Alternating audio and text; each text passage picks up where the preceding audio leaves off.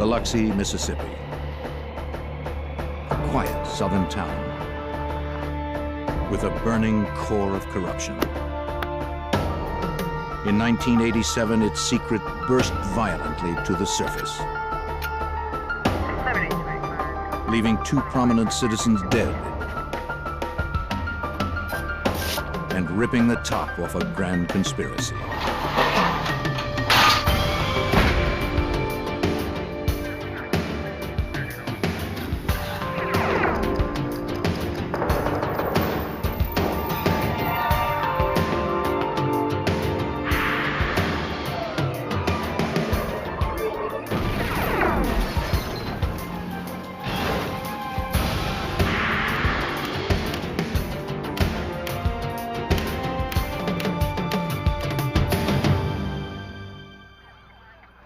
On Mississippi's Gulf Coast, a judge and his politician wife are murdered in their home. The killer left few clues. It looked like a professional hit, and the investigation led nowhere. But the FBI refused to give up. I'm Jim Kallstrom, former head of the FBI's New York office. Until we could prove that federal laws had been broken, our hands were tied. It would take years to break the conspiracy of silence and reveal the tangled tale of corruption.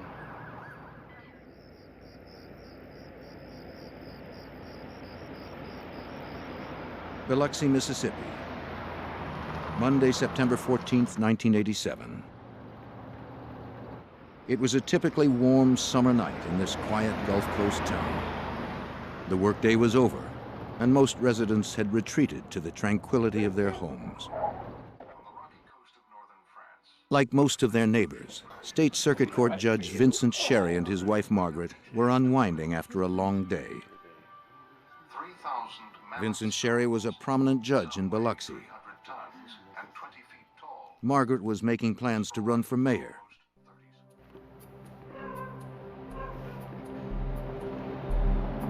Both were fixtures at Biloxi's social and community functions.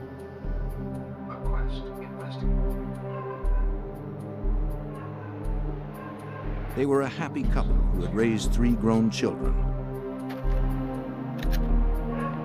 Tomorrow they planned to visit their daughter out of state.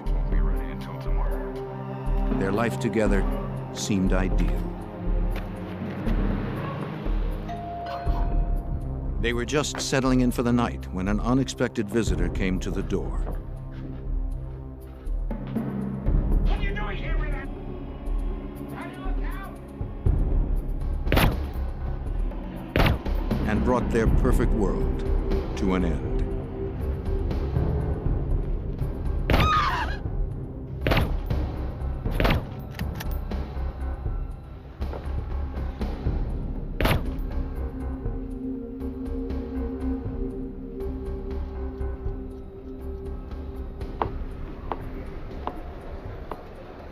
The Sherrys were supposed to be with their daughter, so no one realized anything was wrong until 2 days later when the judge failed to show up in court on Wednesday, September 16th.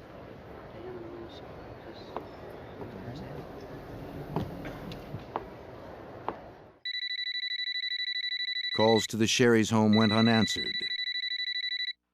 I'm sorry we can't take your call, but leave your message after the beep.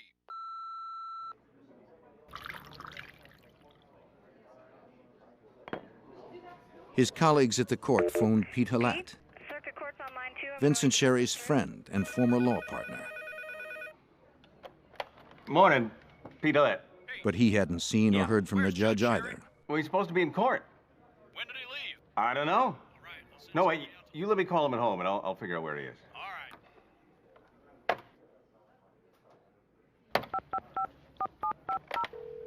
After he left a concerned message on the Sherry's answering machine, Halat felt he'd better check on his friend personally. Oh, I got the machine. Judge, it's Pete. They're looking for you in court. Is everything okay? On his way out, he asked his junior partner, Charles Legier, to ride with him. Charlie, hold on, time to settle up. I need some help, so let's go. Listen, I'll give you a call back, okay? Yeah, bye-bye. I figure if we go together, the two of us will find. As they drove, Legier tried to make conversation. Halat seemed distant, perhaps concerned about the judge.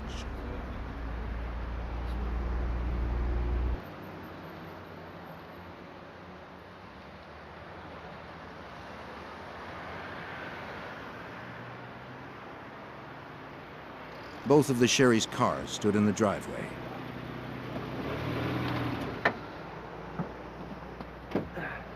Well, the car's here.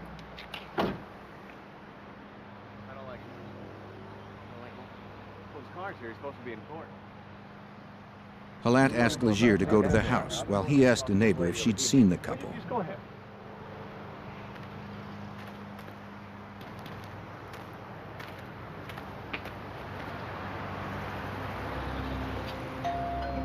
Legier rang the doorbell, but no one answered. He saw that the last 2 morning newspapers hadn't been picked up. Pete Halat. I'm a partner. The neighbor told Halat she hadn't seen the Sherrys for a couple of days, which she thought was odd since both of their cars were in the driveway. When Legier tried the Sherry's door, he found it unlocked. Something wasn't right. Hey, Pete! Pete! That's unusual.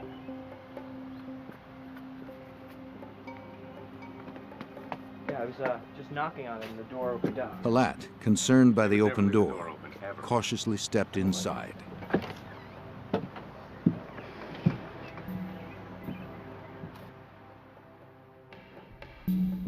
A few steps in, he made the gruesome discovery. Judge Sherry had been gunned down in his own home. Hey, what's wrong? They called the police. Authorities arrived to find the body of Vincent Sherry at the front of the house. In the back bedroom, they discovered Margaret. Because the couple was so prominent, the murder investigation became top priority. Detectives contacted the FBI's Biloxi field office. Though the FBI would not yet be officially involved, they offered the use of their agents and forensic laboratory.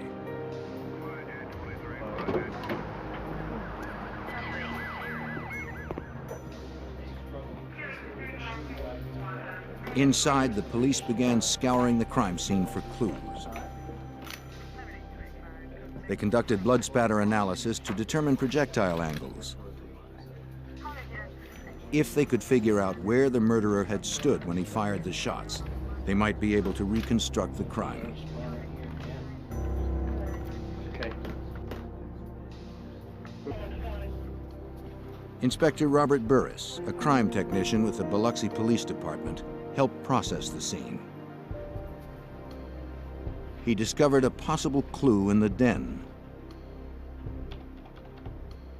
There was blood trailing from his feet, actually going down between his legs a little ways, back to where he was laying. There was blood spatter on a double sliding glass door that was right beyond his head. And further examination in this room, I found some small pieces of foam rubber. Burris didn't see where the foam rubber could have come from. 3 shell casings, you want to get those? A search of the house led him to one conclusion. Now this foam rubber had to have been brought into the house. We examined every piece of material in this house, in every room of the house, all pillows, mattresses, everything else. There's no foam rubber tore up in this house. It was brought into the house. It does have gunshot residue on it. And basically about the only way it can get there is for a bullet to be fired through it.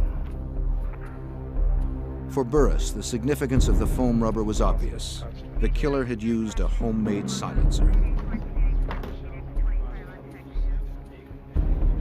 Investigators dusted for fingerprints, but found none of any value.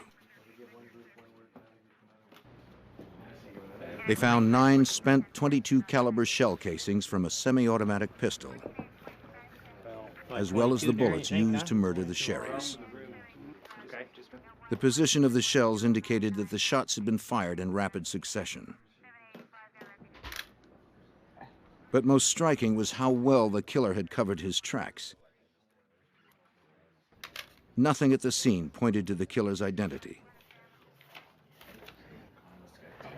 He did his job well, and his mission was clear. The lack of evidence in this house, such as items stolen, a struggle occurring, the absence of forced entry, no ransacking going on in the house whatsoever. A person came there for one thing, that was to kill the two Sherrys.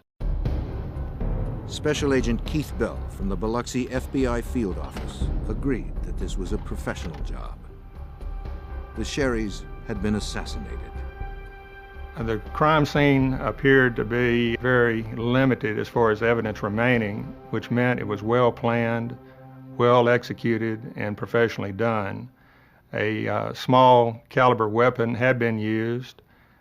The foam rubber indicated that perhaps a silencer had also been used, and the Sherrys had been shot in the head, so it seemed to be a very professional job. A multi-agency task force was assembled with Special Agent Keith Bell among its members. Investigators would spend days processing the crime scene.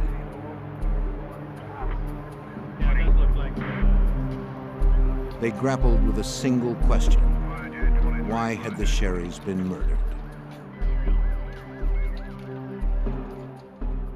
That was one of the main questions, that being why were both Judge Sherry and Margaret Sherry murdered? Because it was fairly obvious that Judge Sherry could have been killed during his morning or afternoon jogs around the neighborhood. So it was a real mystery why Margaret had been killed. Investigators believed the answer might lie in the controversy over Biloxi's future. Some civic leaders hoped to transform the sleepy southern town on Mississippi's Gulf Coast into a flashy resort where casinos would attract tourist dollars. But with strip clubs already established in town, Margaret Sherry felt Biloxi's small-town charms were threatened. And the casinos would attract a criminal element. As a candidate for mayor, she had made powerful political enemies by trying to keep gambling out. Agent Bell wondered if Margaret was killed to silence her protests. Margaret had been so outspoken politically in the community. She was known to be anti-gambling. And if elected mayor in 1989, she had planned to close down the remaining strip clubs in Biloxi. So there was always the possibility that she might have been the target, rather than Judge Sherry. The task force would investigate Margaret's political enemies, but first, they'd question the Sherrys' friends and neighbors. Someone in the neighborhood must have seen something. But even people who'd known the Sherrys for years were reluctant to talk, fearing the specter of Biloxi's emerging criminal underworld.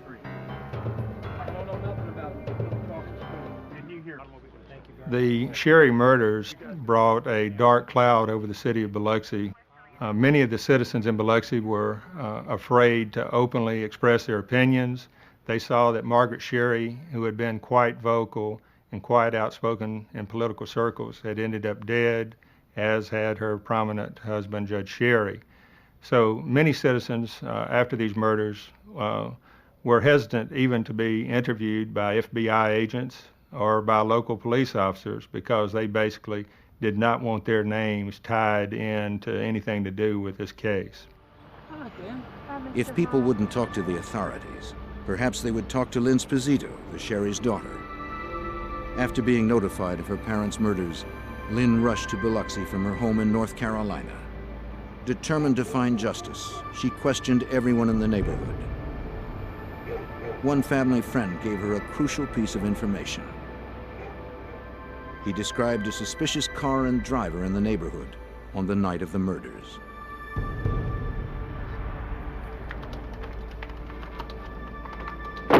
She took the lead to the police. They identified a man who had seen a suspicious Ford Fairmont driving in front of the Sherry home on Monday night, September 14th, 1987. Investigators tried to determine the identity of the driver based on the witness's description. Their search came up empty. But a few days later, not far from the Sherry's home, investigators found an abandoned car, a Ford Fairmont. A check on the vehicle's identification number showed it had been reported stolen the day before the murders. Police also learned that the tags on the car were not registered to the car. Realizing that this vehicle was probably the killer's getaway car, investigators towed it to a police garage to examine it further. Somewhere in the car, they hoped to find a key to the killer's identity.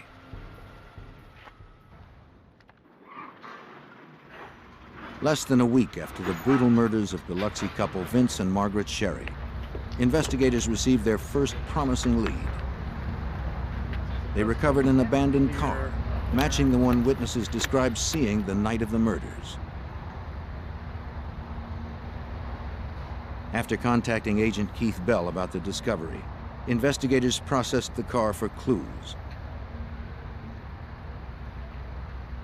Inspector Robert Burris found something peculiar. I was processing this vehicle, and one of the things I noted, the dome light had been dismantled and the bulb taken out of it. In other words, if you open the door, you ain't got no light. Both of the sun visors were in the down position. Whether you're riding around daytime or nighttime, you ain't gonna be able to see the people's face in it very well. Investigators believed more than ever that this was the car used by the Sherry's killer. Anything found inside it was labeled, packaged, and shipped to the FBI labs in Washington, D.C.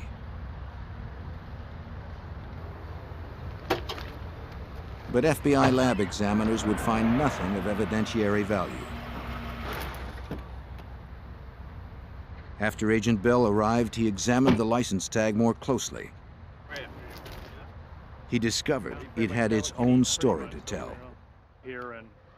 It was determined that the tag on the Ford Fairmont had been stolen from an abandoned vehicle in 1984, actually 3 years before these murders occurred. So what it meant was someone had removed the license plate, likely in 1984, had kept the license plate, and then when this major crime in the city of Biloxi was to occur, they pulled it off the shelf, so to speak. With no other solid evidence, investigators hoped that following the trail of the stolen tag might lead to the killer. It was traced to an apartment complex where the original car had been abandoned 3 years earlier. Investigators contacted the apartment manager, who told them that prior to having the vehicle towed, he called a friend to come and strip it for parts. The manager's friend was a man that agents knew by name and reputation. Biloxi locksmith Lenny Sweatman. He was the last person to be seen near the car. Sweatman belonged to a loosely organized group of criminals the FBI was investigating in connection with another case. The group was known as the Dixie Mafia. FBI agent Keith Bell had connected the car used in the Sherry killings to Lenny Sweatman. Now, Bell wondered if the Dixie Mafia was linked to the Sherry murders. If Sweatman had a part in it, Bell believed that other Dixie Mafia members couldn't be far behind. He began looking into Sweatman's associates. What that meant to us immediately, those of us familiar with the criminal associations on the coast, was that if Lenny Sweatman was involved in getting the tag for the hit car, then quite likely his close personal friend and longtime associate Mike Gillich, the strip club owner in Biloxi, might also be involved in these murders. That's all right. Sometimes you know how it is. Thanks. Oh, beer. All right. Gillich, who owned 3 strip clubs in Biloxi, was well known to local law enforcement. He was currently under investigation by the FBI in connection with a Dixie Mafia operation known as the Lonely Heart Scam. See, he gets to him. But Special Agent Bell needed a thread that connected the two investigations together. He started by familiarizing himself with the Lonely Heart scam. It was run out of Angola prison in Louisiana by a man named Kirksey Nix, the incarcerated kingpin of the Dixie Mafia. No, the first model. Nix would run ads in gay magazines, asking for money to help fictional gay men get out of trouble with the law. Through the scam, Nix was hoping to generate enough money to solve his own legal problems. He was serving a life sentence for murder. From his jail cell at Angola, he coordinated what we've been referring to as the homosexual scam, which generated hundreds of thousands of dollars from individuals around the country, as well as some people in Canada. With this money, he intended to buy his way out, or attempt to buy his way out, of his Louisiana prison sentence. Believing that they were helping gay men out of trouble, people who read the magazine ads would wire or mail money to a nearby Western Union. Nix would then call his contact on the outside, Mike Gillich. Gillich would then dispatch his bagman to retrieve the money. Right. See you later. Gillich made sure that the scam money was distributed to Dixie Mafia members and safely stashed away for Kirksey Nix. Take care. In the coming months, investigators developed more evidence in the Lonely Heart scam, but still had no direct link between these conspirators and the Sherry's killers. A year into the investigation, the murder case threatened to stall.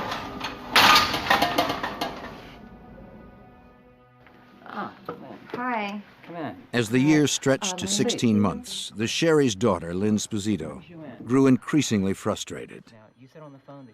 In January 1989, she hired a private investigator to rev up the inquest into her parents' murder. He said he could make out the man. And I'll give him a call, and I'll be on this case this afternoon. The family had wanted very much to have a quick resolution to the case, but by early 1989, there'd still been no arrest. And of course, at this point, the FBI had not formally entered the case.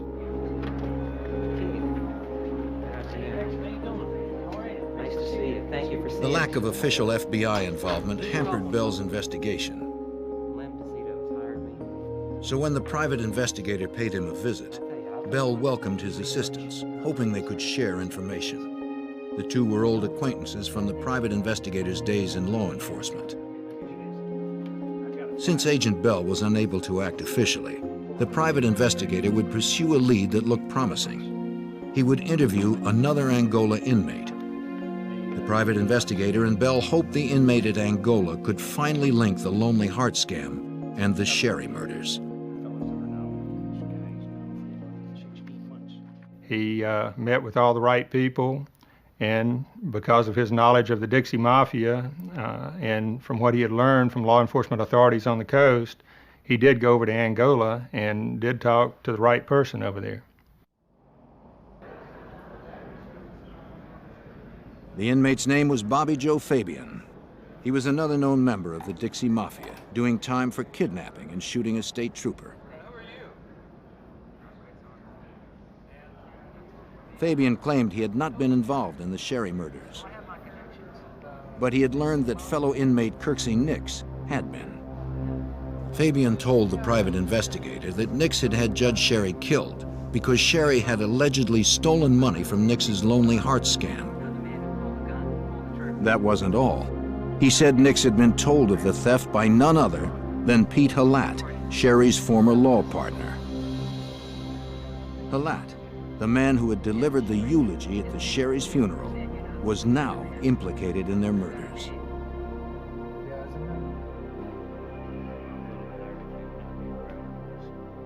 Halat officially represented Nix on legal matters, but Fabian said Halat's role in the Lonely Heart scam was criminal, not legal. Halat was one of the people receiving money from Nix for safekeeping through Mike Gillich's bagman. Don't forget to pick up next week at the other place. And the ties between the outlaw and the lawyer went deep. Kirksey Nix's girlfriend and accomplice, LaRae Sharp, worked in Halat's office.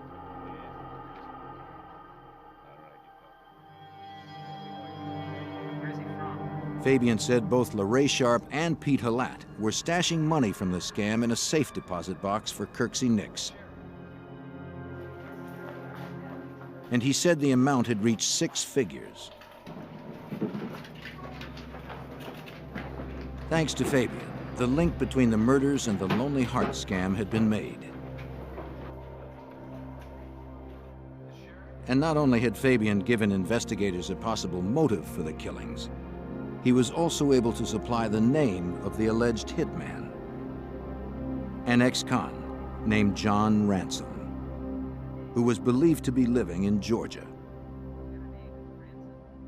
But tracking down Ransom would take time. Anytime law enforcement people get together and start talking about notorious Dixie Mafia members, John Ransom comes up quite early in the conversation. He's a longtime alleged hitman for the Dixie Mafia. In August of 1989, 2 years after the Sherry murders, Agent Bell now had enough evidence to warrant a full FBI investigation into the killings. Accompanied by the Sherry's daughter, Lynn Sposito, he approached the United States Attorney and the FBI with a demand to officially open the case.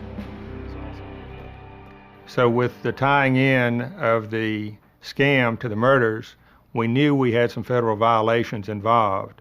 We have wire fraud, we had mail fraud, and we perhaps had a hitman traveling from Georgia to Mississippi to kill the Sherrys. It was decided to open an official FBI investigation and join with local authorities in the investigation.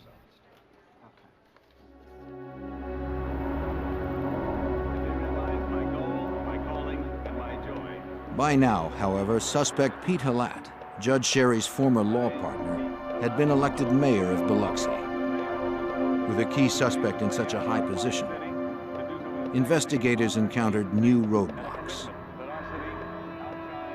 It became very difficult for the FBI to share all of its information with the local authorities. We are not saying that the local police were corrupt. What we are saying is that Mayor Halat put his own people in as Director of Public Safety and as Police Chief, so we were somewhat circumspect on what we shared with local authorities during that time period.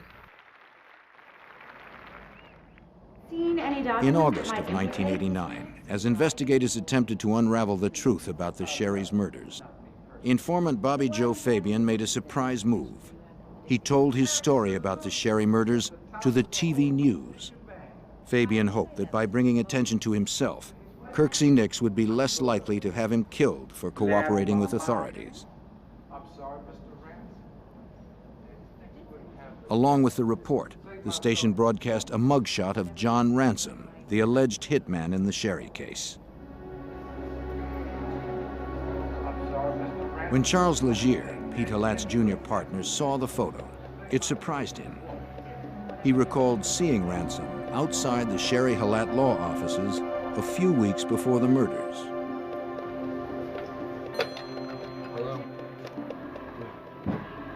Legier shared his information with the task force.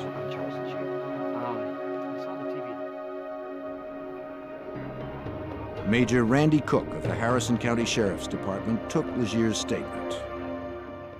Legier said the reason he remembered Ransom was Ransom stepped off of a curb and came up to him and asked him where's Vince Sherry's office at. When Legier was interviewed, he recalled there was something unusual about the way Ransom stepped off of the curb. Ransom had a prosthesis on one leg.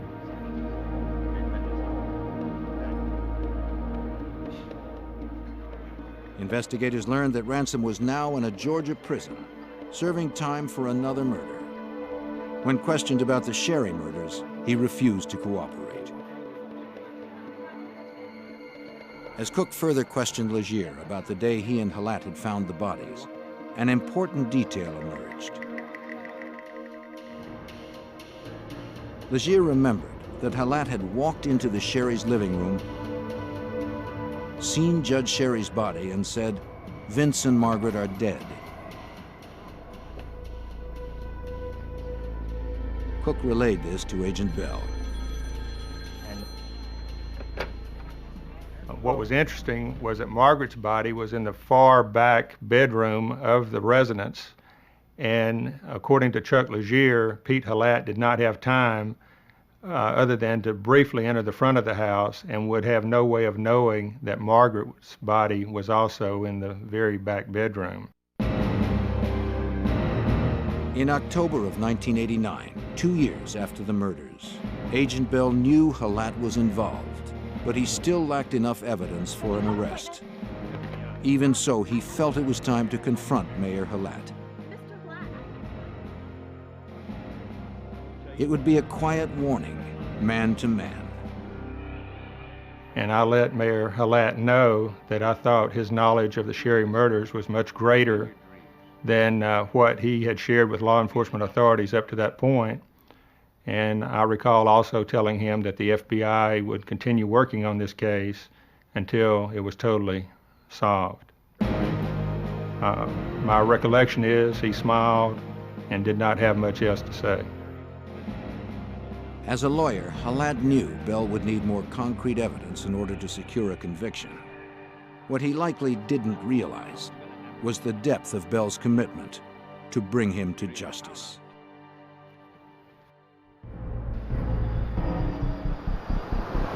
Three years had passed since Judge Vincent Sherry and his wife Margaret were murdered in their Biloxi, Mississippi home.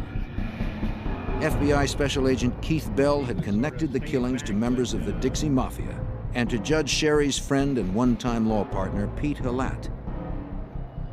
The alleged triggerman, John Ransom, was refusing to talk.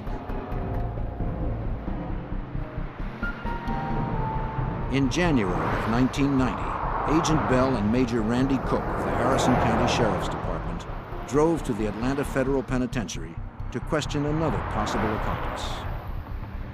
This is Special Agent. A man named Bill Rhodes. Rhodes, a known associate of John Ransom, was willing to cooperate. He told them that in early 1987, Ransom had contacted him about driving the getaway car in a crime to take place in southern Mississippi. Ransom had said a judge would be murdered and that the pay was $10,000. There were certain promises made to Rhodes by Ransom that I know certain people in Biloxi that if you'll help me on this, and you'll have the run of Biloxi anytime you want it. So in March of 1987, Rhodes went to Biloxi and met with Ransom and a man named Pete. It was Pete who specifically asked Rhodes and Ransom to do the hit. Rhodes said he also met with Mike Gillich, the Biloxi strip club owner, who would supply the money once the hit was done. But 5 months later, before they could do the job, Rhodes was arrested on an unrelated bank robbery charge. And Ransom got cold feet, afraid Rhodes would turn on him. The information helped the case inch forward, but Agent Bell and Officer Cook still felt that Ransom held the missing pieces. Another year would pass without much progress.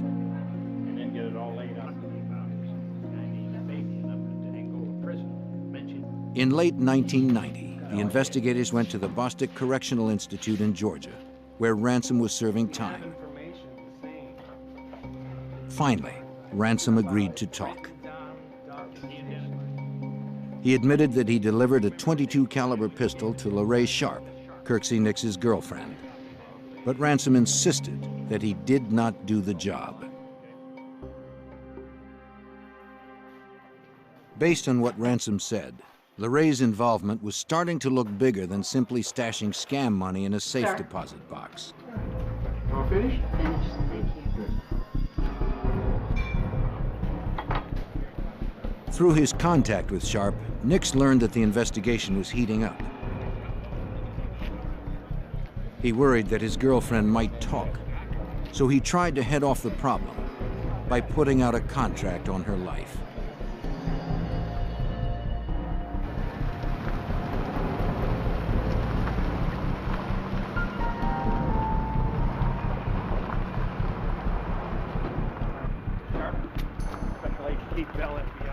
But in late 1990, Agent Bell arrested her for her participation in the murders, inadvertently saving her from Nix's gunman.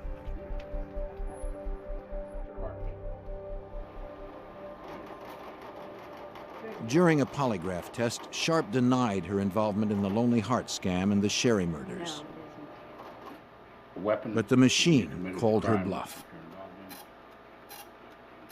When Bell and his team added her statements to their existing stacks of evidence, they were ready to bring indictments against several key players.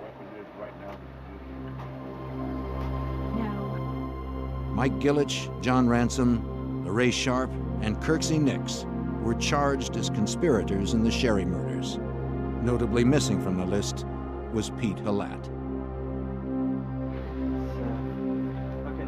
The case against Halat would have to wait until they had enough evidence for a murder conviction. For now, the FBI would look to convict the others on conspiracy to commit murder. So many of the questions came up, why didn't y'all indict Pete Halat early on when you indicted everybody else? Well, at the time, we didn't have the hard evidence that you would have to arrest a mayor and prosecute him. The conspiracy trial produced several key witnesses that would help investigators piece together the complex scheme. Mr. Gant, you stated that all these people here murdered. Robbie Gant, Gillich's bagman for the Lonely Heart scam, testified for the prosecution. His testimony helped prosecutors link the Sherry murders to the scam.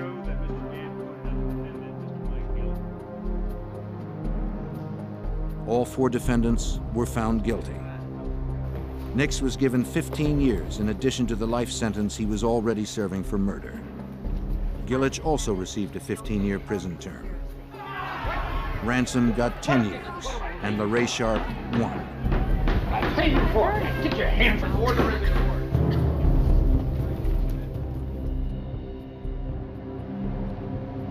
With these conspirators behind bars and the Lonely Heart scam no longer operational, Bell moved on to his next objective. We decided not to end the Sherry investigation after the 1991 initial convictions because at that time we had not proven who had actually shot the Sherrys, and also Pete Halat had not been indicted or convicted at that point. And we all felt strongly that Pete Halat had played a major role in the scam and in the murder plot. So we were determined to continue the investigation to see if we could get enough evidence to indict and convict Mr. Halat and the actual shooter. In late July of 1992, Agent Bell got the break he was looking for. Following the conspiracy trial, Mike Gillich was desperate to find a way out of prison. He contacted one of his associates in Biloxi and asked him to approach Robbie Gant with an offer.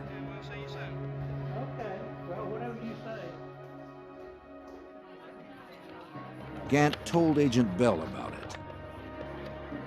And the associate had offered Robbie Gant $20,000 if Gant would recant his testimony against Gillich and sign a false affidavit stating that he had been threatened by me to testify against Gillich, to testify falsely against Gillich. Gant agreed to wear a wire and get the offer from Gillich's accomplice on tape.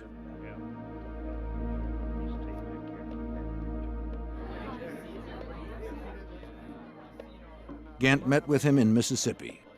This time, Gant's tape was rolling when Gillich's associate reiterated the bribe. Gant accepted as Bell had instructed.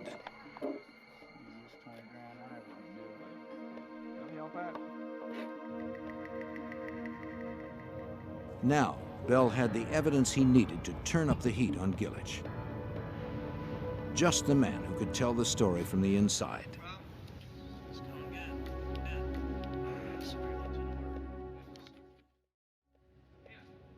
By 1993, 6 years after the double murder of Vince and Margaret Sherry, FBI agent Keith Bell had put 4 members of the Dixie Mafia behind bars. But he still had no formal murder convictions against those involved. And Mayor Pete Halat, the suspected mastermind of the case, was still free and running the city of Biloxi.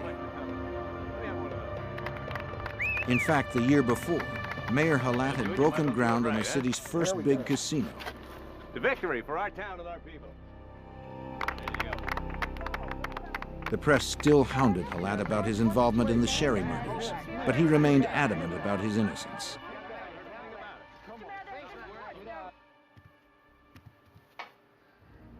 Bell continued to work his plan.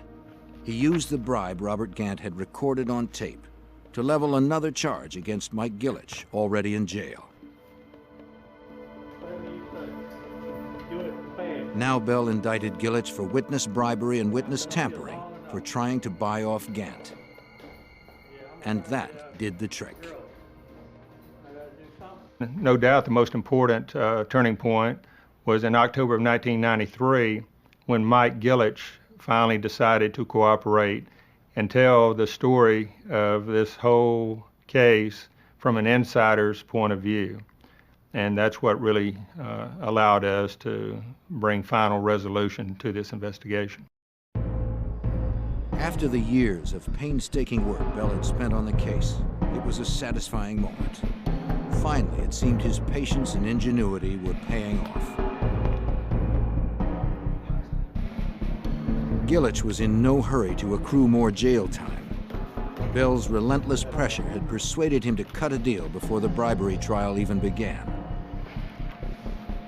The Dixie Mafia member would tell what he knew about the murders. Maybe now, Bell could get the convictions he knew were long overdue.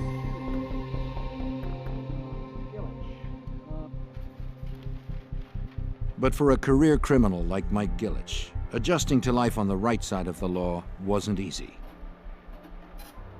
At first, he tried to bluff his way out.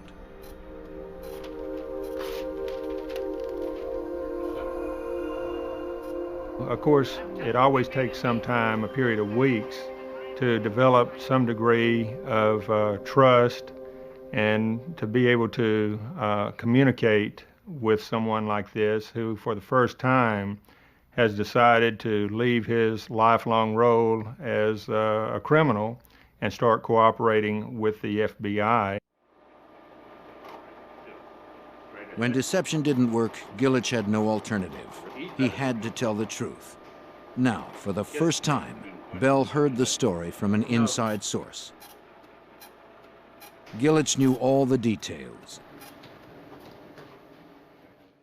Mike was the center point. Mike knew Kirksey Nix. Mike knew Pete Halat for years. And in fact, when Kirksey Nix was looking for an attorney over in the coast area to represent him on various matters, Mike Gillich introduced Nix into Pete Halat.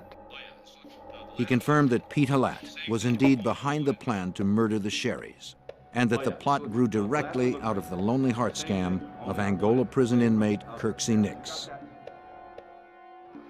Some months before the Sherrys' deaths, Halat had closed the safe deposit box he and Nix's girlfriend LaRae Sharp had access to, effectively cutting off her access to the money.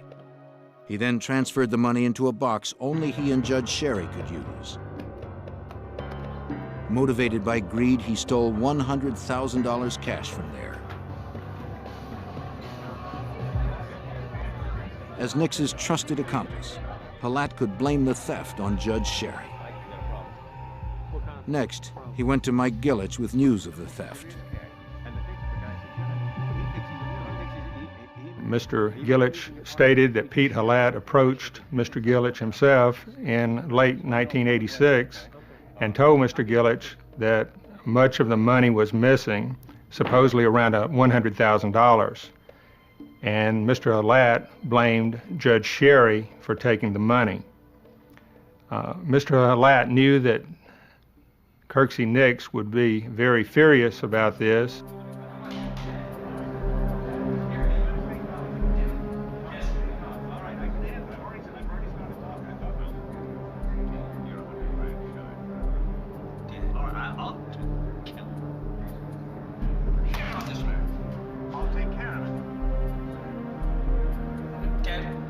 It is not known who ordered Margaret's death, but as a fierce opponent of corruption, she posed a threat to the underworld forces hoping to control Biloxi.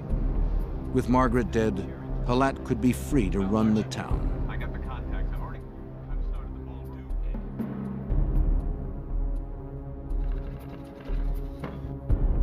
too. Gillett said that he and Halat planned the murders. Ransom and Rhodes provided the murder weapon. But when they passed on doing the hit, Gillett found a replacement. A Texas-based petty criminal named Thomas Holcomb. Holcomb would be paid $20,000 to murder Judge Sherry and his wife. Gillett had also helped provide the car with the help of locksmith Lenny Sweatman.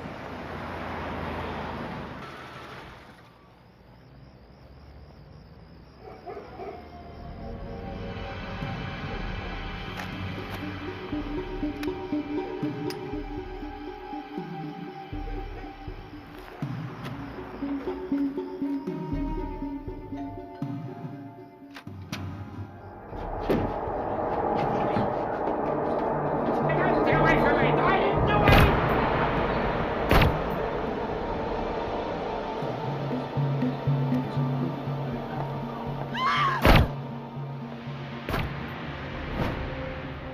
In October of 1996, agents arrested hitman Thomas Holcomb in Texas on murder charges. That same month also saw the arrest that Agent Bell had anticipated and worked 9 years to achieve. I'm an innocent man, and you're going to put the cuffs on me? Let me read you your rights. The arrest of Pete Halat for the murders of the Sherrys. You can, anything you say can and will be held against you.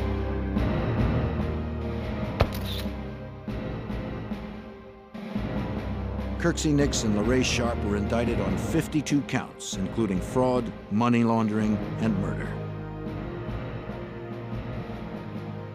Halat was tried and convicted in the summer of 1997, a full decade after the crimes were committed. He was sentenced to 18 years in federal prison. Also tried and convicted were Kirksey Nix and Thomas Holcomb, the hitman.